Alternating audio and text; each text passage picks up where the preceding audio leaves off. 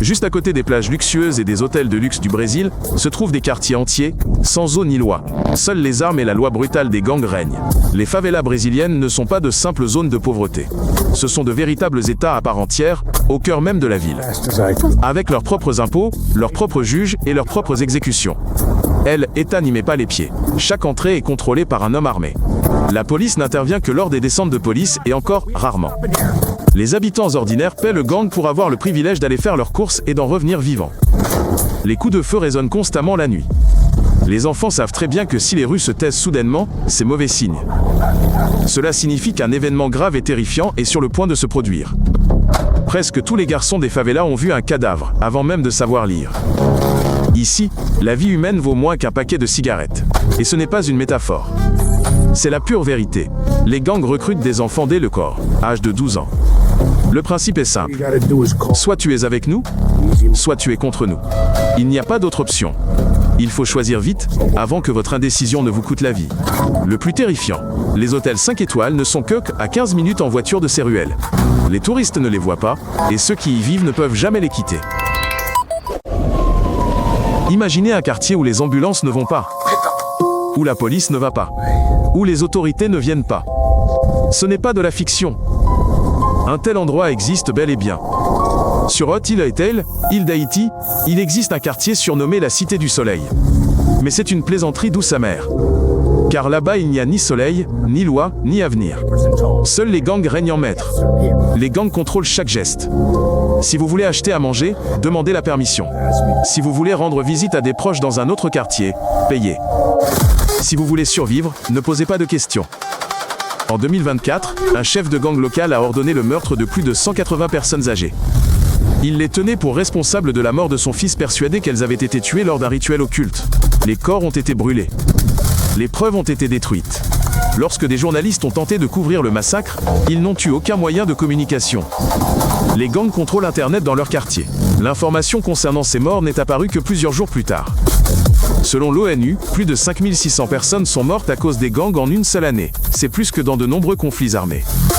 1 million de personnes ont fui la capitale, soit un tiers de la population. L'aéroport international est fermé. Des hôpitaux sont tombés aux mains de gangs. Les écoles sont vides.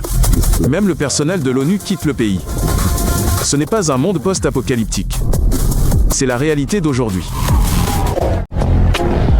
Dans la capitale kenyane, il existe un endroit où des centaines de milliers de personnes vivent sur une superficie de moins de 3 km². Ils n'ont ni toilette, ni eau courante, ni titre de propriété. 8 personnes s'entassent dans une pièce de 3 mètres sur 3. Des bandes criminelles vendent l'eau, et seulement une personne sur 5 a accès à elle, l'électricité. Il n'y a aucune installation sanitaire, les habitants font leurs besoins dans la rue ou près des voies ferrées. La moitié des adultes sont au chômage. Les adolescents rejoignent les bandes non par ennui, mais par nécessité, faute de moyens pour nourrir leur famille.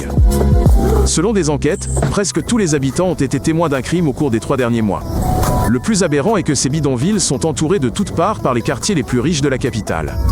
Restaurants, centres commerciaux et bureaux de grandes entreprises se trouvent juste en face. Les habitants des bidonvilles y font le ménage, la cuisine et la sécurité, avant de retourner dans leur taudis.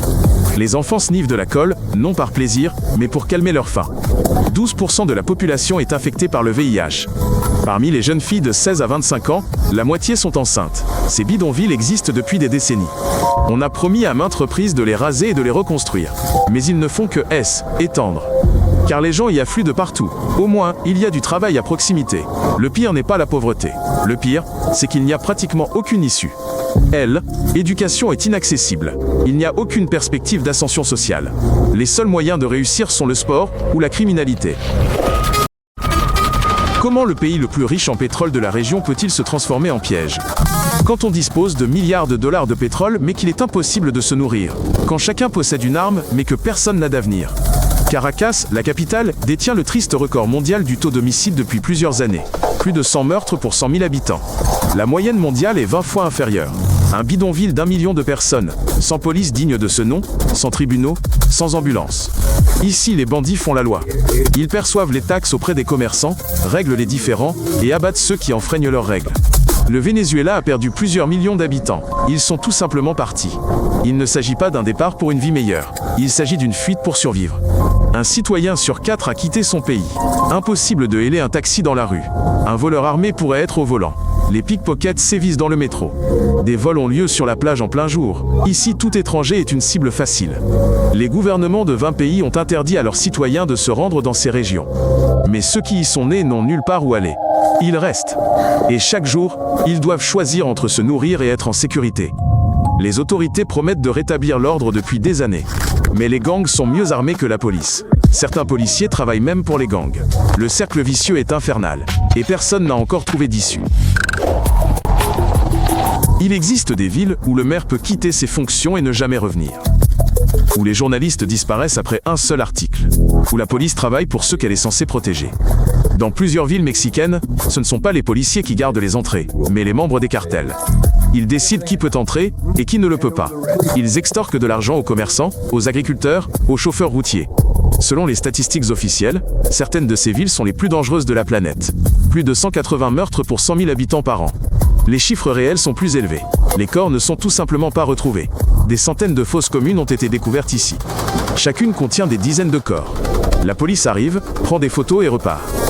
Personne n'est arrêté. Car le cartel a déjà soudoyé les bonnes personnes. Le Mexique est l'un des pays les plus dangereux au monde pour les journalistes. Écrire sur les cartels, c'est s'exposer à des conséquences. Vous ne serez pas arrêté. Ils vous retrouveront, tout simplement. Ou ils ne vous retrouveront jamais. Les cartels recrutent des adolescents. Ils sont mieux payés que n'importe quel employeur légal de la région. Partir est impossible.